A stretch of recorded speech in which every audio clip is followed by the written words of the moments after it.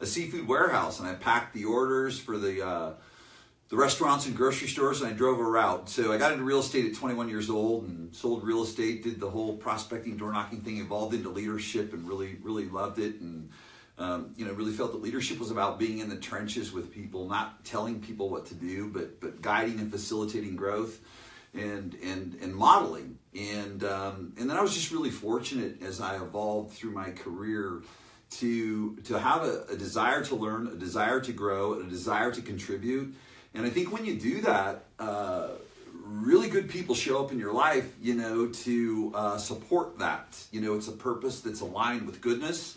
And so I've had some of the best mentors, legends in the real estate industry. In my last job, I was GM Exec VP for PruCal, Nevada, Texas. And we had multiple offices in 3 states. And then, about 2000, I decided to go out and share what I was doing internally, externally to the industry. So here I am today, and I've been fortunate to travel around the world, coach top teams, top real estate brokerage firms, built my mentor said to me, I built a recruiting software, and he's like, I never thought that you were a techie. And I says, well, I'm really not. I had a picture of what, from a user standpoint, what I wanted to experience. And so today I'm privileged to support brokers, owners, managers, leaders of teams, grow their organization. The number one way and the most important way is through the attraction of human resource. So here I am.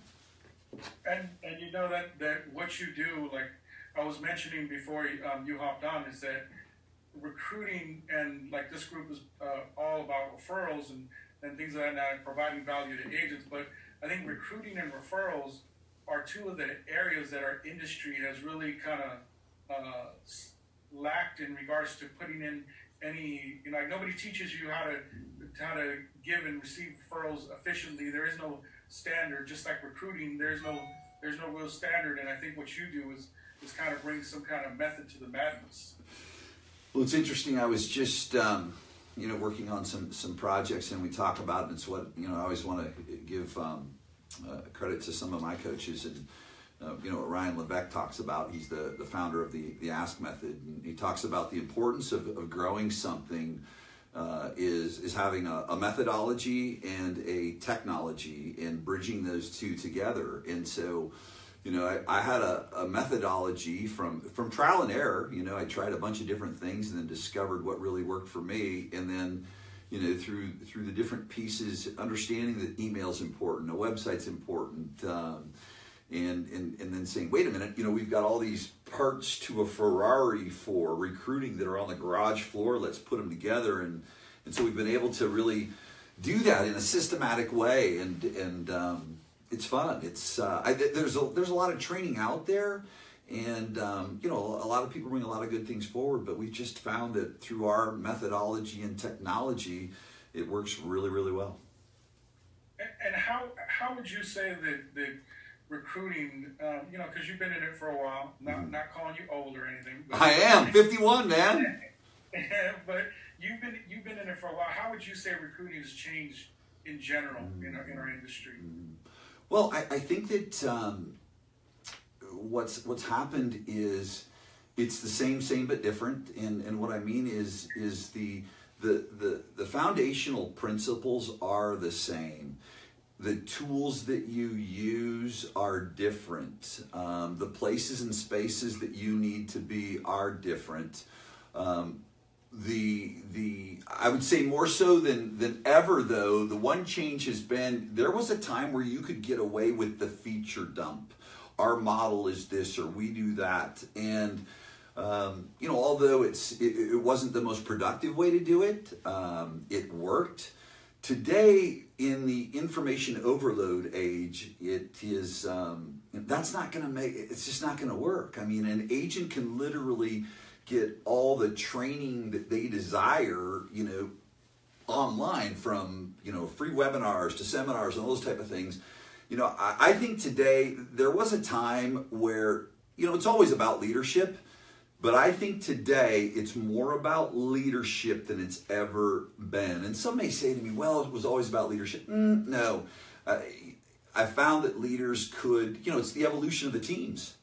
The evolution of teams comes down to them recognizing that, listen, I can give as much or more value to a population of agents as the leader is that I'm working with. And, we see now teams that are doing more business than real estate companies, So I would say it's the vehicles. I would say that more so than ever, what is different though, to be a leader that can, not just grow, but have a sustainable trajectory, is you better be a digital marketer. You better be out front playing in the spaces and places that your agents are. And so I would say expanding your capacity in the areas of technology. And it sounds simple, but if you go across the board, it's, you look at these top teams and top agents, they're digital marketers. I mean, they are full-blown digital marketers that happen to be real estate agents. So to attract quality agents, the ones that are that subculture, because we're in an aging culture of agents, if you will. If you look at the average age of agents, you better be a digital marketer, and I'd say that's the key piece that's changed, if anything. And it's interesting that you say that. I mean, because like you, I did the Ryan Levesque masterclass. Oh yeah, that's right. Yeah, so I studied that. I've gone, I've picked up like 10 different certifications from digital marketer. Good. I've attended the content and commerce. And the one thing that I rarely see, and I don't, I go to all these other real estate conferences, and you always run into somebody, it's always like a big party, everybody knows everybody. But when you step out of the real estate space, I see very few, if not any at all, real estate agents who are out there, going out there and getting it on realizing that this is a business in the marketing space. So with that being said, yeah, they have to understand it, but what would you say in recruiting specifically that somebody needs to be successful? Like you said, you can't just do the feature dump, right? You can't just do well, my company does this or that. It's more about leadership and we're in such a time where everything's changing all the time. What would you say is the one thing that, I mean, there's a lot of things, but one small thing that somebody, if they could take anything away, would be okay, to be successful in recruiting, you got to at least start with this. Oh, sure. It's number one. It's not just one thing, but I think the foundational piece is, we're all in the enrollment business, and no one believes what they're told. They believe what they experience. And so what I share with people, and what I learned long ago, because when I started out, it was that, I wasn't afraid to make 100 recruiting contacts a day. I would sit there and make those contacts because I had to play the big numbers game, but it was a grind and it was a hustle, if you will. But then when I came to understand and recognize, oh, wait a minute, here's what it is though. I'm really, it's not about selling people, it's about building trust. That's the bottom line. The reason people say no is the trust level hasn't been built. And so how do we build trust? Well, we create an experience of what it's going to be like when they join, before they join.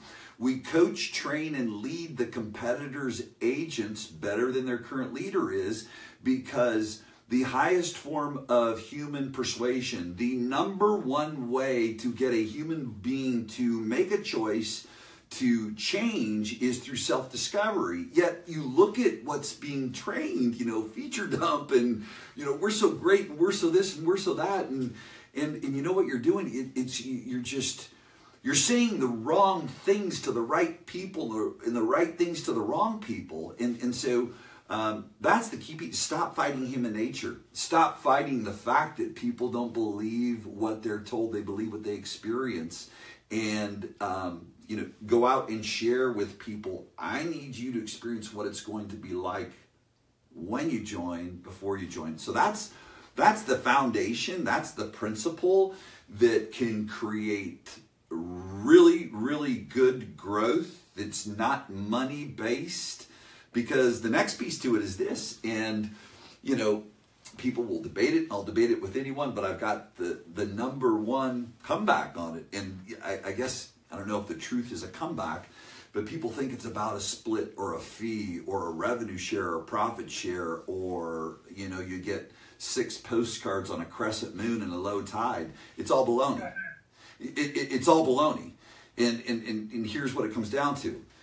If it was about the money, if it was about the model, one model would have put everyone out of business. That's number one, okay? Number two, I can go into every single organization, and every person in that company could go get a better deal somewhere else, period. They could go. How come they don't? So what I would say is that's the foundation, that's the philosophy, that's the truth. So when it comes down to retaining your agents, just look at how come these people are staying with me and how come these people don't. When it comes to recruiting agents, take a look at what has attracted the current agents to your organizations that have stayed, not the ones that you attracted and have left. Attrition's always going to take place. We see a 30% on average, this is an average across the board number.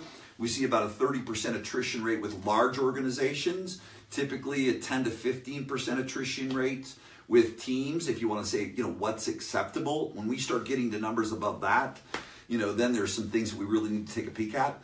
But, it's forget the model, create an experience for people, but then use the vehicles, okay, and meet them where they're at with your message. That's the piece right there. So, and that's interesting that you said that in the way you did, because so two things that from what you said. One, the best way to start recruiting, I guess you would say, is start acting treat every agent that you come into contact with like if they work for you. Exactly. So like if they make a mistake on an offer, instead of calling and berating them, educate them on what it is and show them that that this is the kind of caring, value providing, training kind of person you are, so that maybe down the road, if they think of leaving, they might remember you as somebody who they wrote an offer on the listing or whatever, and who took the time to explain it to them instead of talking down at them. Yes, nailed it. Perfect. It's an opportunity, and what I would say and what I say to leaders is, we have your current roster, okay, and how I want you to approach each day is as if you have 2 rosters, and you're leading and managing 2 rosters. The first roster is your current agents. The second roster is your future agents. Now, we can fight human nature and tell them we're great and feature dump and all that stuff, and play with our, find the pain and paint them in a corner and handle the objection, come on. Listen, the number one issue that holds people back is sales skepticism. Don't even go there. Or what we can do is we can say, okay, so this is a group of 50 people. This is 100 people that fit my avatar, that fit my culture. And what I'm going to do is I'm going to extend out to them the experience that my current agents have to these agents. And one of 2 things happens. Actually 3, maybe 4. The first one is they're going to see value over time. They're going to go back to their office, have interaction with their leader and your interaction and say, something, I'm getting more out of the experience with that leader from a distant than I am in my own environment, okay? Or number 2, here's the big key piece, is when something changes at their current company, we are their first choice. So number 1 is I want to identify that second roster, and I want to give them value as if I do my own agents, okay? And then what I want to do is I just want to be in second place. I want to be in second place because here's the flip side, ready? And I get inquiries, I call people and I need help with recruiting, and I call people and we have a great interview and they don't return my calls. They're so rude. Well, and I say, well, let me guess, on the first interview before you even had an opportunity to demonstrate. See, you think that because you show up with a title that you're a leader and you've built trust. So before even demonstrating any of your true leadership, what it's going to feel like for a human being, you're going down the conversion path, right? Well, yeah, I'm supposed to convert them. Well, then what I do is I help leaders out in understanding is it takes 14, we surveyed 1,000 broker owner managers, team leaders twice now in the last 10 years. And we've asked them how many contacts on average does it take before an experienced agent makes a move? And it's 14. So watch this again. Why would I fight human nature? Why would I fight human nature? I mean, and listen, you're a competent, successful business person yourself. How many real estate agents that have not been fired, okay, or haven't said, I can't stand my broker or can't stand my team, are going to sit down at the very first meeting? They've got a going concern, they've got listings, they've got escrows, and you're going to feature dump them so well that, oh my gosh, they're just going to run from their business and join you on the spot. It's like never, right? No, but yet I watch executives and owners of companies just, hammer down on their managers. Did you convert? Did you this? Go ahead and keep fighting human nature. See, so here's the little secret. The person that loses in recruiting leads with content. The person that wins in recruiting leads with context. We build that context and we make deposits, because what I want to do is I want to create a condition where you're lowering your guard with me, and I want to continue to lower the guard with you. Lower your guard, that you have for me and my sales skepticism. So as I move along the natural progression of recruiting, that is 14 contacts on average, okay, I build this business intimacy and trust.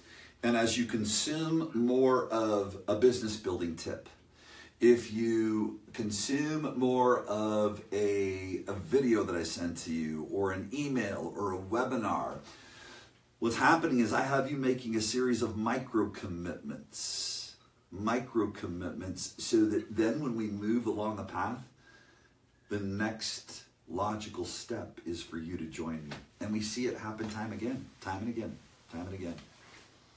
So would you say that from your explanation, it reminds me of Ryan Dice from Digital Market Says, it's like too many marketers try to propose on the first date. Yeah.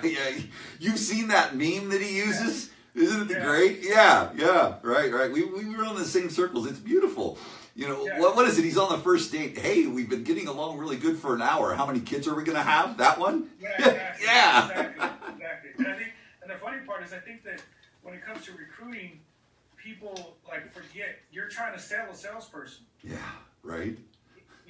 So what would you say that for teams and brokerages, are they different strategies for people to recruit? Is it a different way, or is it the same? It's a really good question, and again, I'm really fortunate to work with both and some just brilliant people that I learn from every day.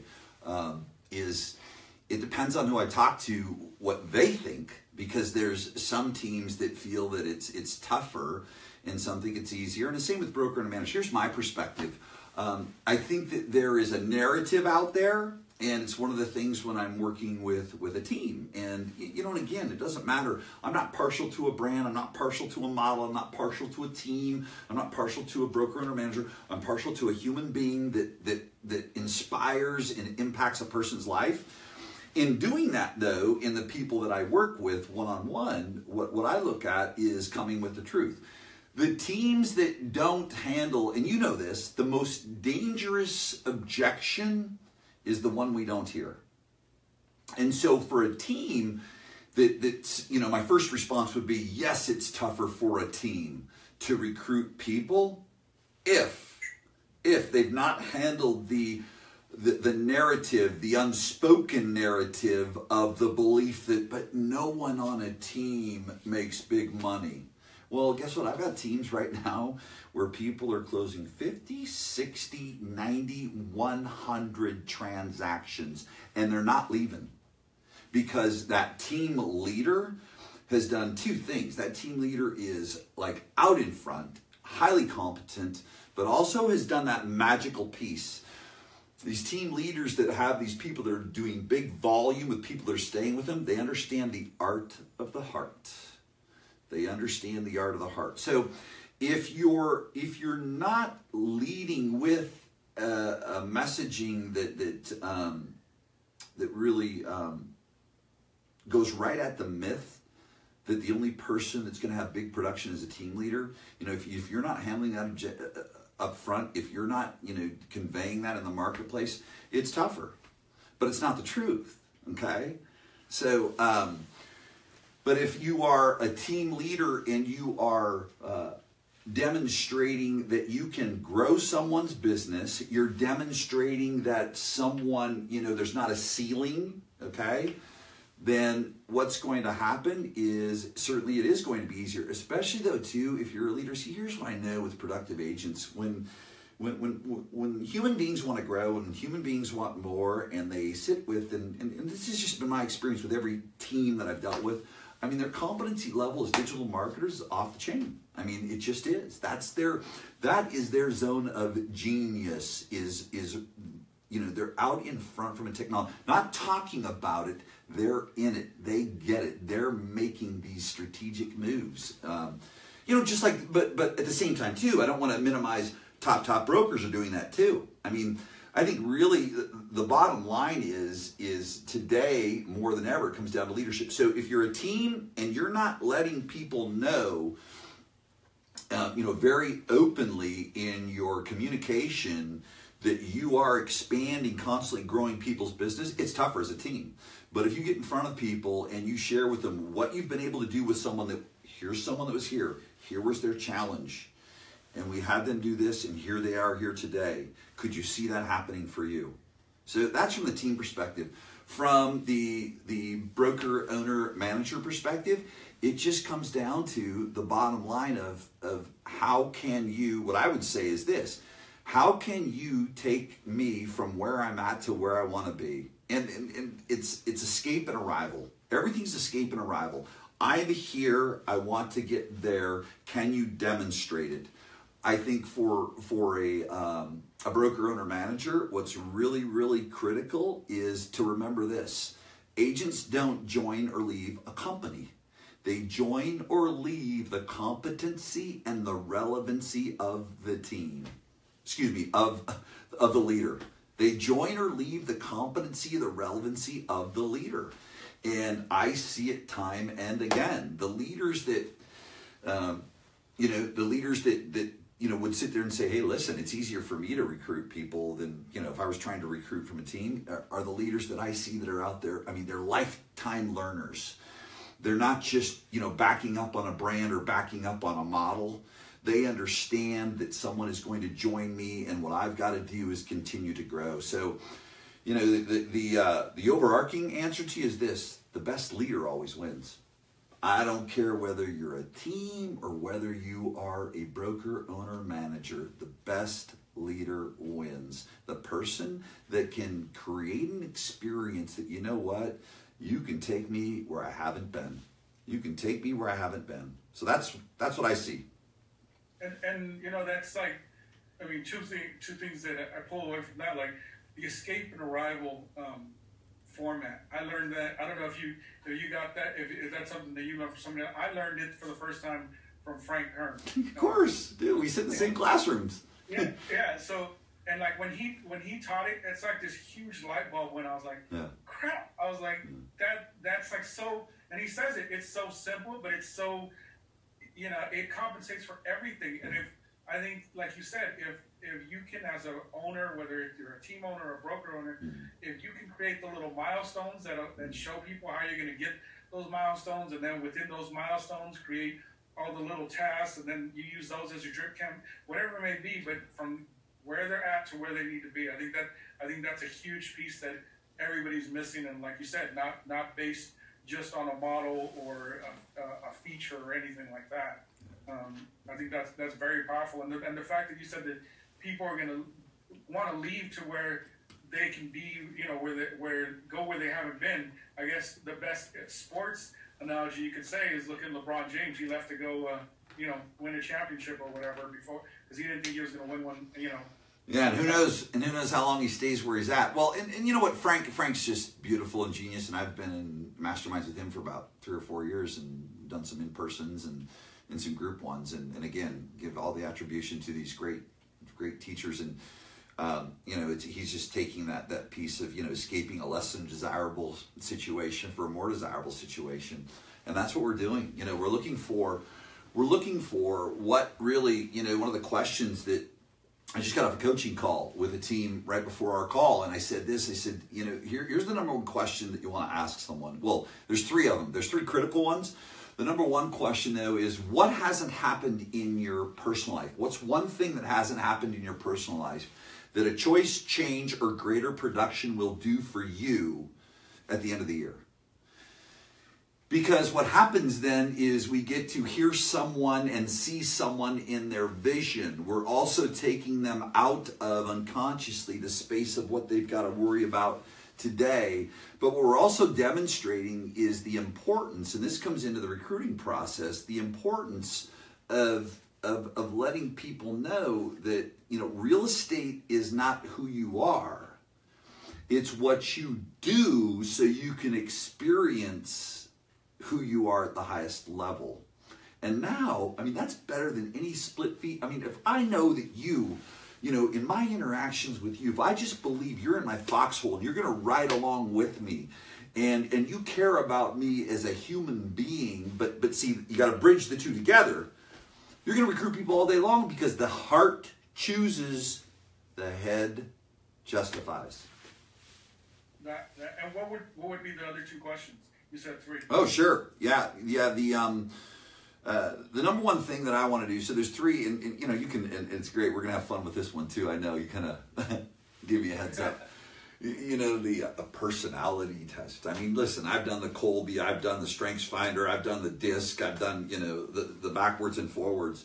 But here are the 3 questions, and they're the 3 that matter to me. And there's a lot of other discovery that you can do. I mean, there's a list of them. You know, it's kind of like we've got in the military, Army, Air Force, Navy, Marines for different purposes. And I don't know if that's a nicer, right, or fair analogy, but these 3 are foundational. Number 1, tell me one thing, one of the greatest challenges that you've experienced in life that you're most proud of that you've overcome. So let me unpack that for you. The reason I want to ask that question in the recruiting interview is, number 1, I want to connect to a human being. I want to take them outside of this business space, because the other thing too is I'm lowering their guard. Oh, but you're going personal. Well, if someone doesn't want to connect with me on a personal level, I'm not interested. And that's the beauty of my business. You know, if someone won't operate in the space of the relentless pursuit of the truth, I'm the wrong guy for you. Because if we don't have truth in the relationship in all areas, I can give you amazing strategies, tactics, and systems. But if your life is a train wreck, if you've got some personal things that are going on, and listen, we've all got our personal stuff. But if we don't have the whole picture, then you know what? This is not going to work. So I want to connect at a personal level. What's one thing that you've experienced in your life, a great challenge that you overcame, you're most proud of? I want to see and hear someone talk about themselves. I want someone to go back and revisit that. I want to, I also want to anchor in a place that I'm going to go to when they hit, a dark spot in their business, when they hit a slump, it's 6 months. See, you got to remember this when you're hiring people. How people are producing and showing up today is based on the way you hired them. Period. Your culture, your organization today is showing up based on the way that you hired them. So I want to hear something about them. I want to see the pride. The next thing I want to do then is I'll go out to vision. So what's that one piece? Okay. Then I'll go to the question that I had shared with you is, what's one thing that hasn't happened in your personal life that a choice, change, greater production, or if it's a brand new agent that a productive real estate career or a great first year in real estate would give you? Because now I want to find, and it's one thing, just one thing, because I don't want to get them in overwhelm. I just want, what's one thing I want to learn about them? So now here's what I've got. I've got this piece anchored in with them that they're really proud of, that they've overcome. Their grit. I got their grit. And then I've got you over here, and you're talking about vision, something personal. I've got your heart. When I've got your grit and I've got your heart, man, I've got the best opportunity to win. I have the best. I can't guarantee you're going to be productive, but I can, when I've got those two pieces and a consciousness, I'm going to win. And here's the third question. Okay, the third question is this. At what lengths are you willing to go to make it happen? At what lengths are you willing to go to make it happen? And so now, that's context. That's context. And hopefully we've built a business intimacy. We're starting to build this intimacy, business intimacy. I'm culturizing them before they join. And so those are my three magic questions. I mean, there's a lot of questions we asked, but those are three that are really important. Those are very, very powerful questions, man. Thanks for sharing. And the meaning behind them is what really makes those so powerful. And because they're not just, it's not a script. There's a purpose behind it, and I think that as an industry as a whole, we need to move away from the recited word to the more of the intentional speaking and writing and everything else. Along those lines, the one thing that you said when I heard you in Arizona, which really just it was a switch that went off in my head, that I've never heard anybody put it like that, when you were talking about stop talking about splits and realize that what people are contributing in every transaction is an investment in your business, and what kind of return are you giving them in their investment? I'm sure you said it more eloquently, but elaborate how you came about with that mindset or strategy, however you want to call it, and how you educate the people that you coach to implement that when they're recruiting. Sure. So, what I really looked at and came to learn, certainly, and again, my recruiting's evolved from the first time I ever recruited in 1995, I think it was, after I'd evolved out of my sales career. And, one of the things I've learned in the constant personal development, which we're all a work in progress there. And there's never been enough money in a relationship to keep a relationship together. Never has been. Or you can keep it together, and then it becomes a convenience. And when it's a convenience, that's not going to endure. We're looking at creating community. But I also understand that there is a business equation that's involved here. And it's not about the split. It's not about the fee. It's not about the profit share. And again, anyone who's just jumped on right now, I can say, and they're denying, no, I'll do this. Well, guess what? You can go get a better deal somewhere else, and you're not. So, no, it's not the truth. There's not one model that has put everyone else out of business. So it's not the truth. And any leader that is watching this, that when you can, take responsibility and flip the script and really honor that that's the truth, the game's going to change for you. It's just going to change for you. So what I suggest, what I state is this, and here's the conversation, super agent, what we're going to be evaluating, and I'd suggest you evaluate with other brokers, owners, managers, and other teams, and measure to make sure that, you find the most mutually beneficial business relationship is really, at the end of the day, you're going to invest a portion of your commissions, the dollars that you're generating, in the partnership of a business relationship. And what I really want you to look at in that business relationship is measure, and hopefully in discovery, we'll get down to the commissions and the fees. But if you want to really lead with that, then I'm probably the wrong person to be talking to, and that's okay. But really what I'd like you to do is, as we move along in a discovery process, I'd like you to take a look at, you're going to be investing a portion of your commissions in me or ABC or XYZ company or this team or that team, and really take a look at where you feel you're going to get the greatest return. Because I need to ask you one question.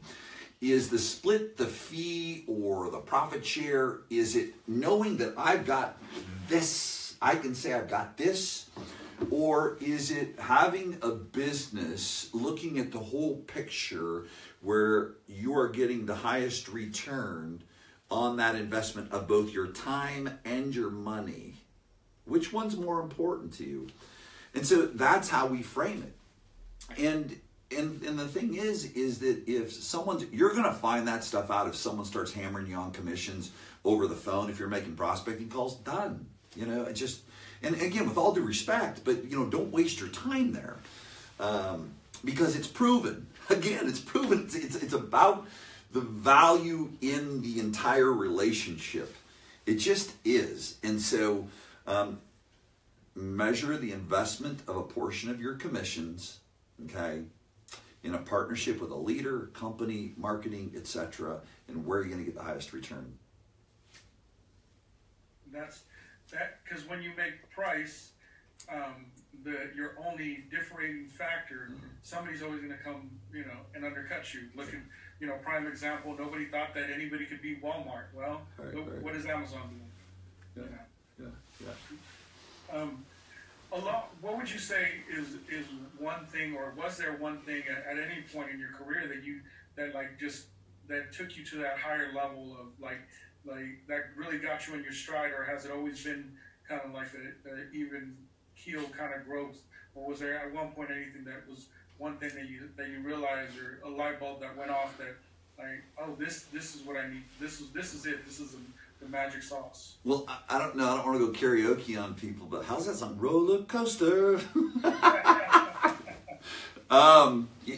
I would be dishonest if I didn't, I could tell a beautiful story and paint a wonderful picture, but it's been a wild ride. And, I would say the number one thing that I'm super proud of, and it changed everything, was getting sober.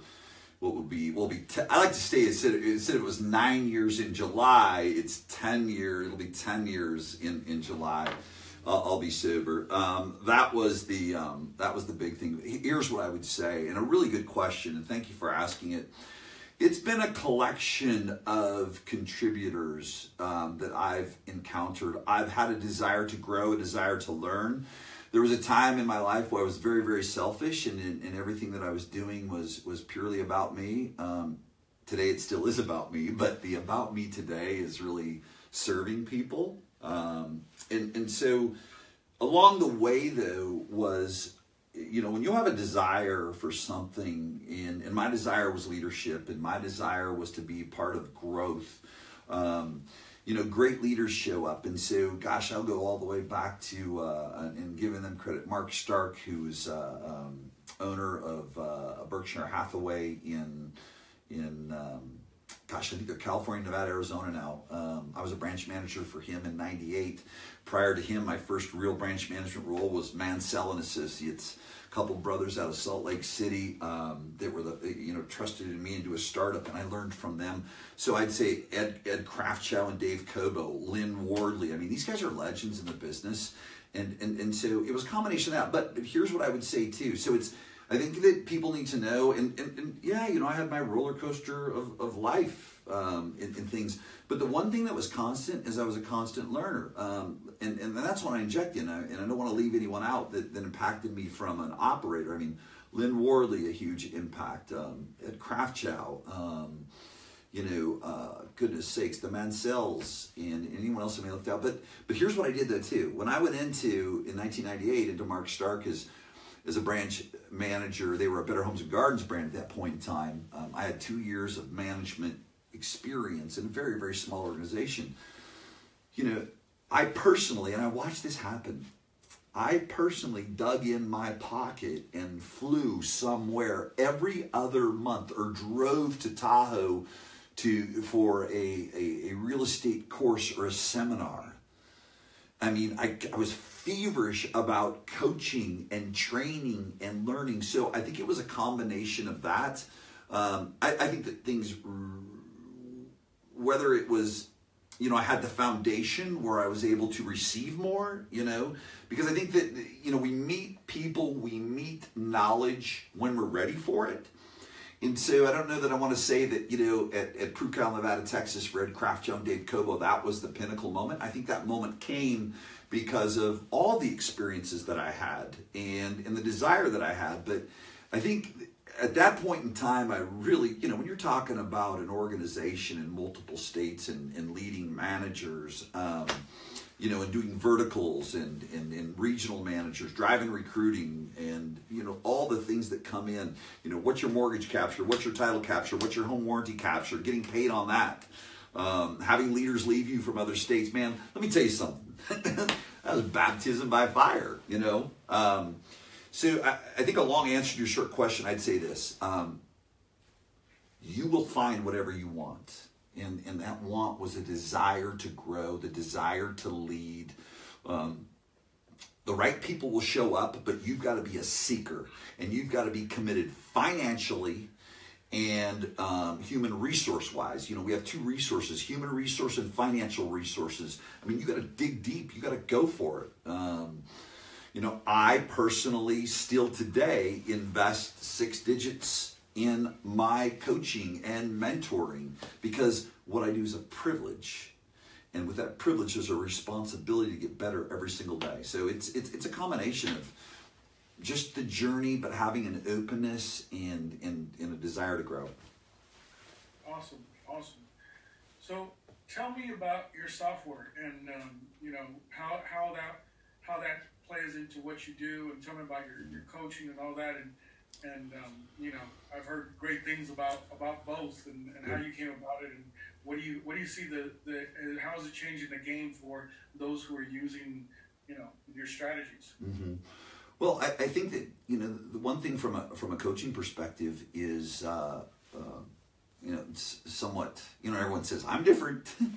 But I think that really the approach that we have is counterintuitive. I mean, I could sit with folks and they're still going to feature dump, and I think that's great because they need to, and it happens by default and stuff. And there is a time and a place where you go there and where it's important for the discernment process, but it's really irrelevant.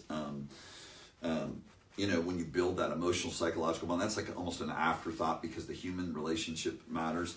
So from a coaching standpoint, it's pretty neat. I'd like to think it is because I never know where we're going to go. It's a 12-week process where I work with people and I meet people where they're at. We start call 1 based on where they're at and based on what they tell me. And here's what I'd say in my coaching is I don't know what call 2 is going to look like. I don't know what call 3 is going to look like. But here's what I do know. My responsibility is to facilitate you to where you've never been. And don't you worry. The good news is I've run a big organization, so the likelihood of us going where I haven't been is very, very good. And so really when I look at the coaching relationship, wherever someone's at, my responsibility is to hear where you're at, hear what you desire, and then facilitate you because you choose to facilitate you along the path to where you want to go, and each week getting you to go to a space where you go, oh no, what am I doing here? It's okay. That's growth, right? So that's the coaching, and the software was really neat because it's kind of like I said to you earlier is, back when I was recruiting, I remember, this is the truth, in 1998, I think I had the coolest high-tech technology class that I was doing, or maybe I thought it was, when I was a branch manager. And that was an office where, you imagine now, I mean, it's video and social media. I mean, I went into a branch office in 1998 that had closed 1,000 transactions the year before, okay? They had never hired someone from outside the organization. I took it to 1,483 transactions year 1. Large companies, large offices, they don't turn like a speedboat. We turn that sucker like a speedboat. And they usually turn like battleships. The market was only up 13%, so we smoked the market. But back then, my tech class in that office was how to do an attachment on an email. The class was packed, man. I mean, it was jam-packed, dude. We were rocking. But here's what we did. What I'm proud of in the software is I'm not a software guy. I'm not a guy that came outside the industry and said, I'm going to exploit the opportunity because I'm techie, and maybe that's judgmental. Maybe I shouldn't say it that way, but yeah. You could say it that way because you know what? That's the one thing. Our industry, we're just like everybody thinks that we're just walking around with a checkbook, blank, ready to write it to whoever can tell us they can make our life easier. Right. They sell the daylights out of us. What I'm really proud of it is I'm not born a techie. I'm not a a software guy, but back in my early recruiting days, you know, I'd have a little website over here that didn't do much, and then I had Constant Contact for email, and then I had an Excel spreadsheet. But I always loved my little notepads, you know. And what I would do is, I remember I'd write down the 100 I'm going to call, and I'd draw a half line, a dash. That meant a call. But when that thing got an X, it was a contact, man. But then I looked and I said, and it came back to where I started. I said, dude, man, I got the parts to, you know, and these other technology things would come in. I'd say, I got the parts to a Ferrari on the garage floor.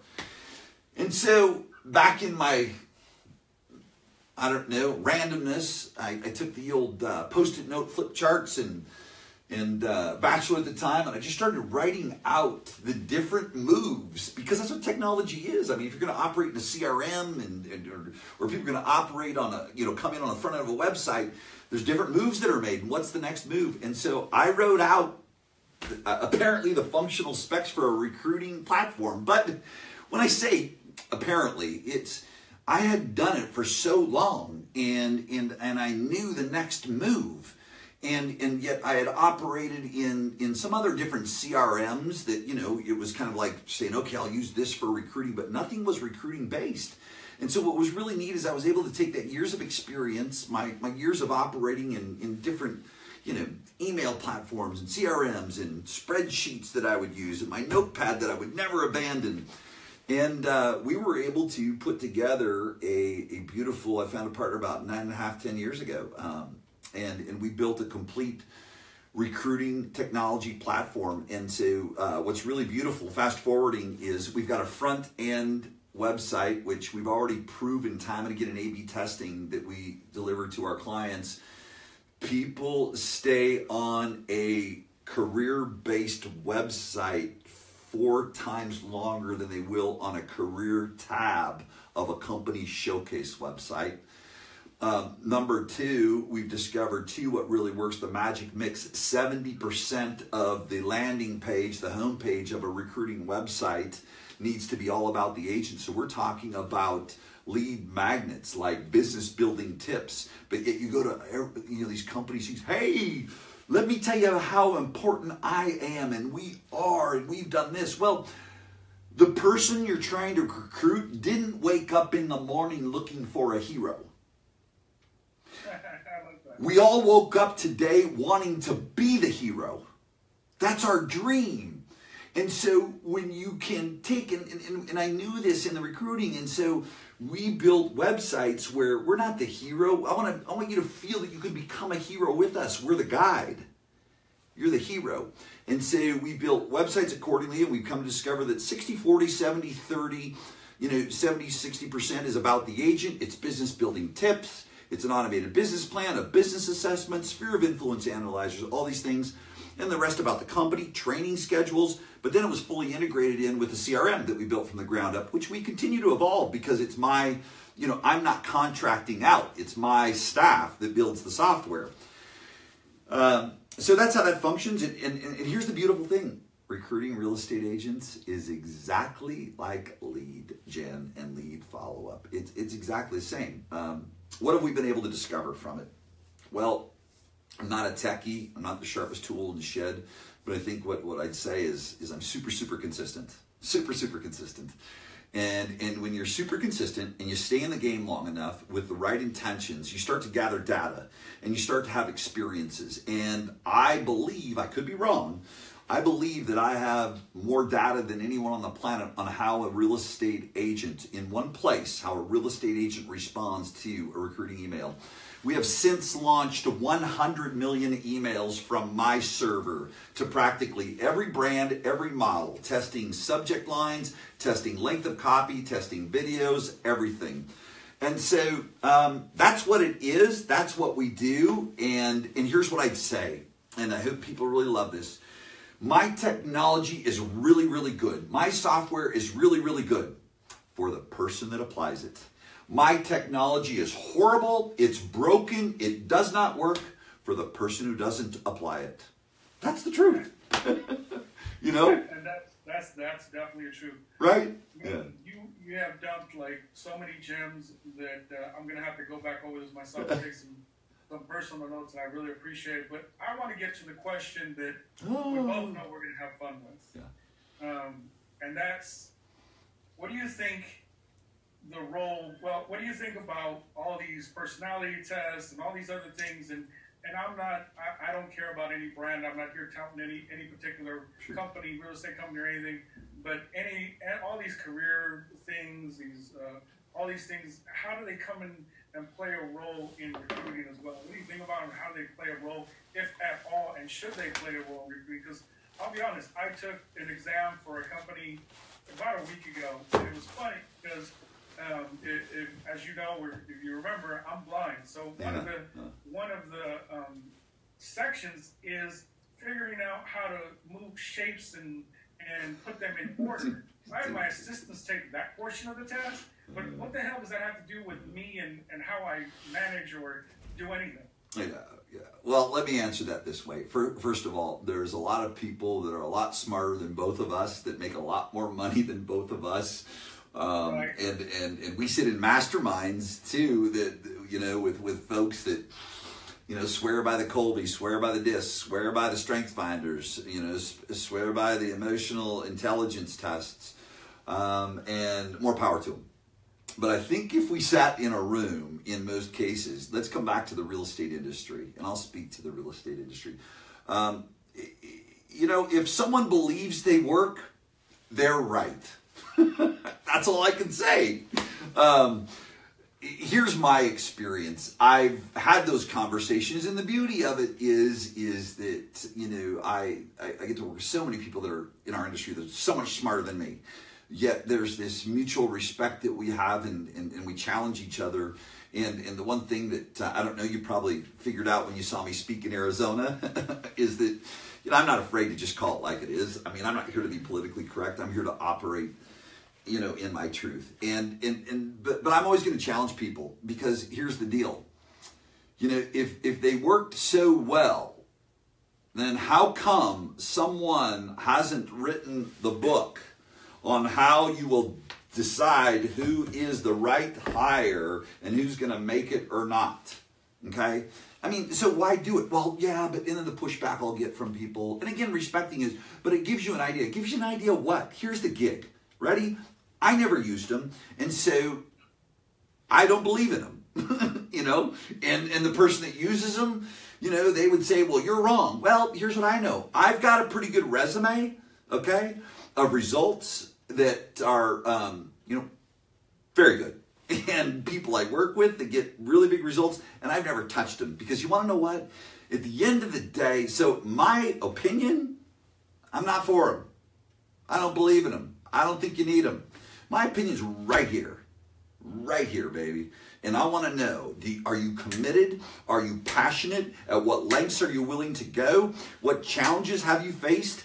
What is important for you to do now? Not your big why. I mean, that's the other one too, that I totally, what's your big why? Well, listen, the number one, and again, people that are a lot wealthier than me, that sold a lot more books than me, but it's the why. You know why? Because you buy it. You buy into that crap. The why is overwhelm. That's the reason that people aren't productive. It's the number one paralyzer. So what I want to know is, what's one thing you want to experience? And what can we do to remove those things? And are you willing to do the things, that it takes to make that happen? So a long answer to your short question, I don't believe in them. There are people that I love, respect, and learn from that do. And it's okay. We can agree to disagree, because I've yet to see someone use it and then come to the seminar or come to the training and say, we use this and our per person productivity is this. We use this test. I mean, everything in the end is about results. It is. Who's showing up and saying, because of this test, we do that? No one. That's 2 words. No one. So there's the truth, kind of. But that's my opinion. Well, I appreciate your honesty. That's what I loved about you when I heard you. And again, I appreciate everything you have shared, man. And before we go ahead and wrap this up, let everybody know how they can get a hold of you. Sure. I know they're gonna want more. Yeah, good. Yeah, absolutely. I can be reached at, the best place to go is ChetBlackLive.com. ChetBlackLive.com. You know, an interesting thing though is, you know, my personal Facebook page, and it's beautiful. I mean, folks, just go to John Chet Black. I mean, I'm maxed out on friends, as you know, many folks are, but you can follow, interact there. I mean, we do more business there than anywhere, and we've got a pretty good going concern here with our little things that we do. So, you know, check me out on Facebook, just at John Chet Black, or go to ChetBlackLive.com, and or TheRealRecruiter.com, TheRealRecruiter.com, which is my recruiting software, and yeah, just reach out. So that's it. We'll make sure to put both of those in the group so that they can have those. And any closing remarks you'd like to leave us with? Sure. First of all, thank you. It's a privilege to, you know, share what has been so. You know, I'm here today because of certainly desire and commitment, but I'm here today because of other generous people that have passed things on to me, and you know, my responsibility is to hopefully impact and pass it along to other folks. And so thank you for that opportunity that I continue to need to contribute to before I fall over. But I think the most important thing is this. Number one, be you. Okay? Be you. And as simple as it sounds, the moment that you decide to be you and show up as you, you know, you're going to open up opportunities, experiences, and people like never before. Otherwise, what you're going to do is you're going to walk down this path in life, and you know, something's going to be missing, and you'll look back and say, you know something, I was held back because I was trying to please everyone else. And just from that alone, you know, our inner being knows where we need to go. You need to allow that to happen. So that's it. All right, man. Well, I appreciate it again, and thank you. And I'm sure we'll be in touch. And if I don't speak to you before then, I'll definitely see you in April. Maybe I can, you know, buy you a meal. All right, good. Thank you so much. Appreciate it. Thank you, John. Okay, talk to you later. Okay. Bye. Bye-bye.